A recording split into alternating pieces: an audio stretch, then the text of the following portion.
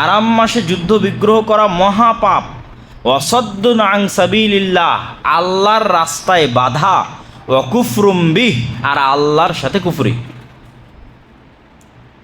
তিনটা পরপর আল্লাহ সুবহানাহু ওয়া তাআলা নিজে বলছেন কোরআনে সূরা বাকারার 217 নম্বর আয়াতে যে আল্লাহর নবী আপনাকে জিজ্ঞেস করবে হারাম মাসের যুদ্ধ সম্পর্কে, আপনি বলে দিন যে হারাম মাসের যুদ্ধ 1 কবিরা গুনাহ, 2 হারাম মাসের যুদ্ধ আল্লাহর রাস্তায় বাধা, 3 হারাম মাসের যুদ্ধ আল্লাহর সাথে কুফরি। তো আল্লাহর রাস্তায় বাধা মানে এখান থেকে ওই যে মূল রহস্যটা, সেটা যে 3 মাসে যুদ্ধ বিগ্রহ নিষিদ্ধই রাখা আছে যেন মানুষ আরামে হজ করতে পারে এবং হজ শেষ করে বাড়িতে ফেরত আসতে পারে। এই জন্য প্রত্যেক মুসলিম শাসকের উপর হারাম যে সে হারাম মাসে যুদ্ধ শুরু করবে, যুদ্ধ স্টার্ট করতে পারবে না হারাম মাসে, জেহাদ শুরু করতে পারবে না হারাম মাসে। জেহাদ শুরু করা হারাম মাসে হারাম। কেন? আপনার জেহাদ শুরু করার কারণে হাজিরা হজ করতে পারবে না। কেন? যুদ্ধ এক জায়গায় লাগলে তো সব জায়গায় লাগে, রাস্তা অনিরাপদ হয়ে যাবে, আকাশপথ অনিরাপদ হয়ে যাবে, হজ বন্ধ হয়ে যাবে। ওটাই হচ্ছে সদ্দুন আন সাবিলিল্লাহ। হাজিরা আল্লাহর ঘর জিয়ারত করার জন্য যাচ্ছে, তুমি হারাম মাসে যুদ্ধ শুরুর মাধ্যমে আল্লাহর রাস্তায় হাজিদের বের হওয়াকে বাধাগ্রস্ত করতেছ। আর আলাদাভাবে রজব মাসে হারাম ওমরার সুবিধা রাখার জন্য, যে হজের মৌসুমে যদি কেউ ওমরার সুবিধা না নিতে পারে বা অন্য সময় যদি কেউ ওমরা করতে চায় তাহলে সে রজব মাসে ওমরা করবে। এই জন্য ওই সময় যুদ্ধ বিগ্রহ টোটালি বন্ধ থাকবে। তবে যদি যুদ্ধ চাপিয়ে দেওয়া হয়, যে মুসলমানদের উপর বাহিরের কোনো কর্তৃপক্ষ যুদ্ধ চাপিয়ে দিচ্ছে, তাহলে আল্লাহ সুবহানাহু ওয়া তাআলা বলছেন তাহলে আমার পক্ষ থেকে বলার কিছু নয়, ফামান ইতাদা আলাইকুম ফাআতাদু আলাইহি বিমিসলি মা আতাদা আলাইকুম। কেউ যদি আল্লাহর দেওয়া বিধান সীমা লঙ্ঘন করে তাহলে তোমরাও সীমা লঙ্ঘন করো। মানে কেউ যদি হারাম মাসের সিজ ফায়ারকে, এই যুদ্ধ বিগ্রহ বন্ধকে সম্মান না করে, যে তোমাদের উপর আক্রমণ করে, তাহলে তোমরা আক্রমণ করো, কিন্তু তোমরা নিজে থেকে হারাম মাসে যুদ্ধ শুরু করিবে না। এই জন্য আল্লাহ সুবহানাহু ওয়া তাআলা কোরআন মাজিদে যখন হজের কথা বলেছেন তখন আল্লাহ বলেননি যে হজ কয়েকটা দিন, এটা বলেননি, বলেছেন আল হাজ্জু আশহুরুম মালুমাত, হজ কয়েক মাস। মানে হারামের 3 মাস, যেতে 1 মাস, হজ 1 মাস, ফিরতে 1 মাস, 3 মাস হজ। এই জন্য এই আশহুরুম মালুমাত, এই 3 মাস হচ্ছে হারাম মাস। আমরা এখন যে দ্বিতীয় হারাম মাস তথা পরপর 3 হারাম মাসের দ্বিতীয় হারাম মাসে অবস্থান করছি, এরপরই আরেকটা হারাম মাস আসতেছে মুহররম, যেই মাসের নামই হচ্ছে হারাম। মুহররম শব্দের অর্থই হচ্ছে হারাম। তো মুহররম মাসের নামকরণই করা হয়েছে হারাম মাস। এবং মুহররম মাসে একটা দিন আছে যেই দিনটার নাম হচ্ছে আশুরা। আশুরা শব্দের শাব্দিক অর্থ হচ্ছে আরবিতে আশরণ মানে 10, যেমন আমরা বলি 10। তো 10কে যখন আমরা দশম বলতেছি, 9কে নবম বলতেছি, 8কে অষ্টম বলতেছি, ঠিক ইংরেজিতে বলতে গিয়ে first, second, third, fourth, fifth বলতে বলতে 10th বলতেছি, ঠিক এক্সাক্ট ওই দশমটাকে ফিক্সড করার জন্য আরবিতে বলা হয় আশুরা, দশম দিন।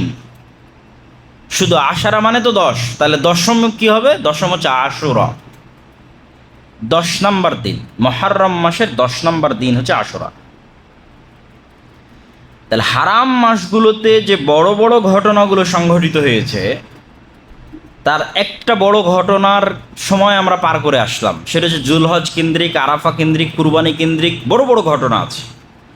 ঠিক হারাম মাসের তৃতীয় হারাম মাস মুহররম মাসের আশুরা 10ম দিনে আরেকটি বড় ঘটনা পৃথিবীর ইতিহাসে সংঘটিত হয়, সেটি হচ্ছে ফেরাউনের ডুবে যাওয়া এবং মুসা আলাইহিস সালাতু ওয়াস সালামের মুক্তি লাভ করা। এবং এটি পৃথিবীর ইতিহাসে যতগুলো ঘটনা, পৃথিবীর ইতিহাসের মাইলস্টোন তথা ইতিহাসের দিক পরিবর্তন করে দিয়েছে, এরকম ঐতিহাসিক ঘটনা পৃথিবীতে যত বড় ঐতিহাসিক ঘটনা হতে পারে, যেমন ধরেন প্রথম বিশ্বযুদ্ধ, দ্বিতীয় বিশ্বযুদ্ধ, আপনার 71-এর মুক্তিযুদ্ধ, 47-এর দেশভাগ, যেগুলো হয়তো আমাদের স্মৃতিতে আছে, এরকম পৃথিবীর ইতিহাসে যত বড় ঐতিহাসিক ঘটনা হতে পারে তার মধ্যে টপ লিস্টেড ঐতিহাসিক ঘটনার সবচেয়ে বড় ঐতিহাসিক ঘটনার একটা বড় ঐতিহাসিক ঘটনা ফেরাউনের ডুবে যাওয়া,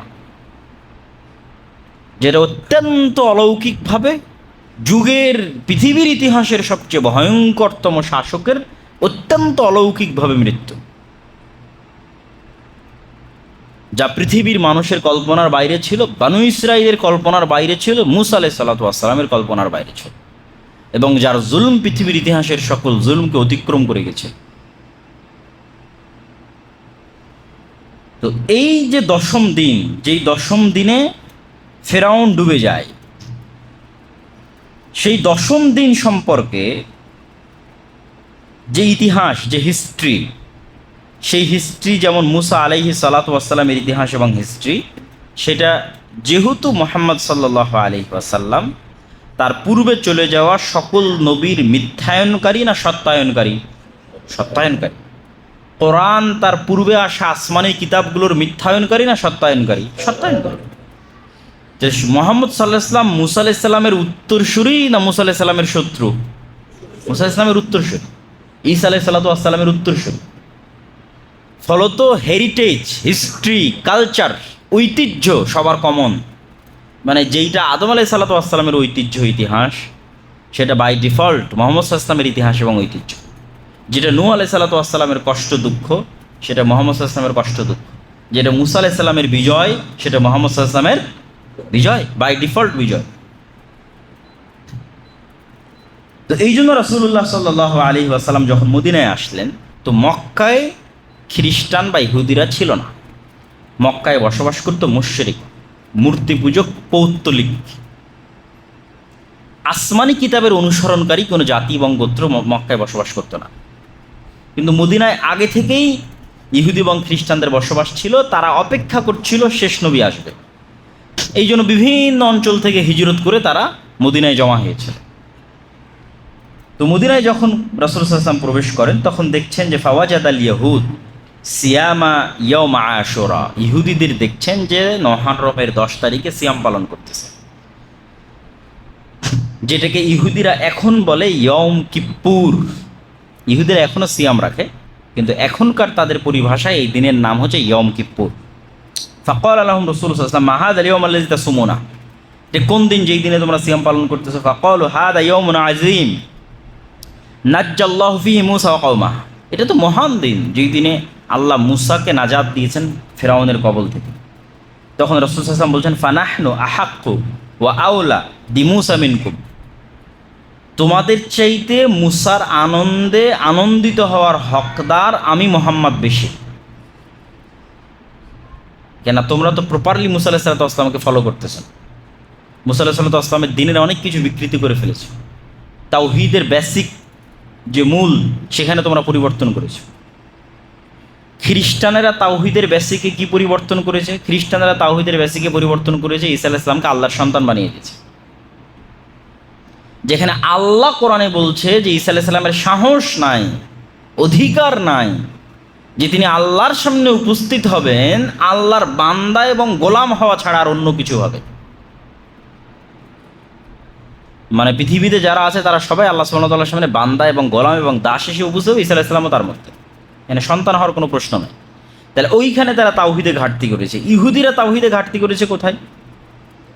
ইহুদিরা তাওহীদে ঘাটতি করেছে, তারা আল্লাহর বিধানে পরিবর্তন এবং পরিবর্ধন করার অধিকার রাবাই বা আলেমদের দিয়ে দিয়েছে।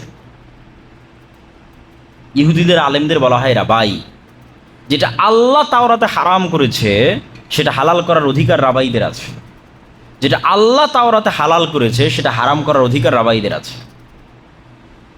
যেমন তাওরাতে আল্লাহ সুবহানাহু ওয়া তাআলা জেনা হারাম করেছে। তাওরাতের যে 10টা আদেশ, যে 10টা আদেশ নিয়ে মুসা আলাইহিস সালাতু ওয়াস সালাম তুর পাহাড় থেকে এসেছিলেন, সেই 10টা আদেশ কোরআনেও আছে। সেই 10টা আদেশের একটা বড় আদেশ হচ্ছে জেনা হারাম, চুরি হারাম, শিরক হারাম, অন্যায়ভাবে মানুষকে হত্যা হারাম। আল্লাহর 10টা আদেশ, যা তাওরাতেও এখনো আছে। তাহলে আল্লাহর আদেশ হচ্ছে জেনা হারাম।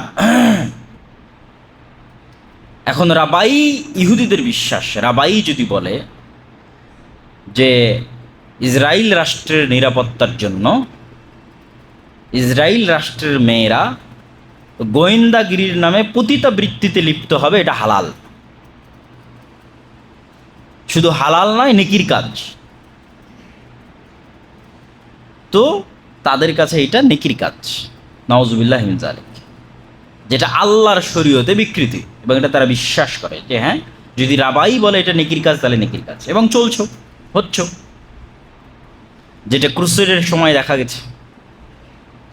তাহলে তাদের তাওহীদে বিকৃতি হচ্ছে, তারা আল্লাহর বিধানকে পরিবর্তন করার অধিকার আলেম ওলামাদের হাতে দিয়ে দিয়েছে। এই জন্য বড় বড় আলেম ওলামা বলেছেন যে আমাদের মুসলমানদের মধ্যে তাকলিদের যে রেওয়াজ প্রচলিত হয়েছে, এই রেওয়াজটা সঠিক নয়। কেননা তাকলিদের এই রেওয়াজ ইহুদিদের মধ্যে প্রচলিত হয়েছিল, আলেম যা বলবে সেটাই। তো এই যে কোরআনে থাক আর না থাক, হাদিসে থাক আর না থাক, তাওরাতে থাক আর না থাক, তো তারা কোন শিরকে লিপ্ত আছে? তারা হচ্ছে আলেম ওলামার তাকলিদের শিরকে লিপ্ত আছে, রাবাইদের তাকলিদের শিরকে লিপ্ত আছে। তো এখান থেকে যে কথা বলতে চাচ্ছি সেটা হচ্ছে, মুহাম্মদ সাল্লাল্লাহু আলাইহি ওয়াসাল্লাম বলতেছে আমি তোমাদের চেয়ে বেশি হকদার। কেন? মুসা মুসলিম ছিল, আমি মুসলিম। আল্লাহর নবী বারবার দাবি করেছেন, এবং আল্লাহ কোরআনে বারবার বলেছে, মা কানা ইব্রাহিম ইয়াহুদিয়ান ওয়ালা নাসরানিয়া। ইব্রাহিম ইহুদিও ছিল না, নাসারাও ছিল না। কেন? ইব্রাহিম কোনোদিন শিরক করেনি। ওয়ালাকিন কানা মুসলিমান হানিফা, বরং ইব্রাহিম ছিল একনিষ্ঠ মুসলিম। ইন্নী ওয়াজ্জাহতু ওয়াজহিয়া লিল্লাযী ফাতারাস সামাওয়াতি ওয়াল আরদা হানিফা ওয়া মা আনা মিনাল মুশরিকিন। আমি ইব্রাহিম আমার মুখমণ্ডলকে একনিষ্ঠভাবে সঁপে দিচ্ছি ওই সত্তার সামনে যিনি আসমান এবং জমিন সৃষ্টি করেছে, ওয়া মা আনা মিনাল মুশরিকিন, আর আমি ইব্রাহিম মুশরিকদের অন্তর্ভুক্ত নই। ইন্নী বারিউম মিম্মা তুশরিকুন, আমি ইব্রাহিম তোমরা যে শিরক করো সেই শিরক থেকে মুক্ত ঘোষণা করছি নিজেকে। তাহলে ইব্রাহিম আলাইহিস সালাম ছিলেন শিরক মুক্ত তাওহীদপন্থী, আর তোমরা বলতেছো, আজকের খ্রিস্টানরা, আজকের ইহুদিরা বলতেছে আমরা আব্রাহামিক, আমরা হচ্ছে ইব্রাহিমের উত্তরসূরি, মিল্লাতে ইব্রাহিমের। ইহুদিদের গর্ব কি? ইহুদিদের গর্ব একটাই, যে তারা হচ্ছে ইব্রাহিম আলাইহিস সালাম পরবর্তী বংশধর। ওইটাই কোরআন খণ্ডন করতেছে, ওইটাই মুহাম্মদ সাল্লাল্লাহু আলাইহি ওয়াসাল্লাম খণ্ডন করতেছে, যে তোমরা ইব্রাহিমের অনুসারী না, ইব্রাহিমের অনুসারী হওয়ার জন্য হানিফা মুসলিমা হতে হবে। ইব্রাহিমের অনুসারী আমি, কেননা আমি হচ্ছে হানিফা মুসলিমা, তাহলে আমি বেশি যোগ্য মুসার এই আনন্দে শরিক হওয়ার। সম্মানিত উপস্থিতি, শুধু তাই নয়, বরং রমাজানের সিয়াম ফরজ হওয়ার পূর্বে মুসলমানদের জন্য যেই সিয়াম রাখা ফরজ ছিল, সেই সিয়ামটি হচ্ছে আশুরার সিয়াম। অন্য আর কোনো সিয়াম ফরজ ছিল না। মানে আরও তো অসংখ্য নফল সিয়াম আমরা রাখি। আরাফার নফল সিয়াম রাখলাম, জুলহজ মাসের প্রথম 10 দিনের সিয়াম রাখলাম, শাবান মাসের সিয়াম রাখতেছি, বৃহস্পতিবার সোমবারের সিয়াম রাখতেছি। বাট যত নফল সিয়াম আমরা রাখি, এগুলোর মধ্যে ফরজ ছিল একমাত্র নফল সিয়াম, সেটা হচ্ছে মুহররমের 10ম দিন আশুরার সিয়াম, যেটা রমজানের সিয়াম ফরজ হওয়ার পর সেটাও নফলে পরিণত হয়ে গেছে।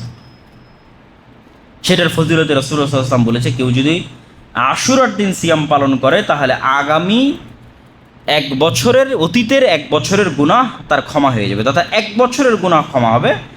আরাফার সিয়ামে আমরা ক্ষমা হয়েছিল 2 বছরের গুনাহ, আর আশুরার সিয়ামে ক্ষমা হবে অতীতের 1 বছরের গুনাহ।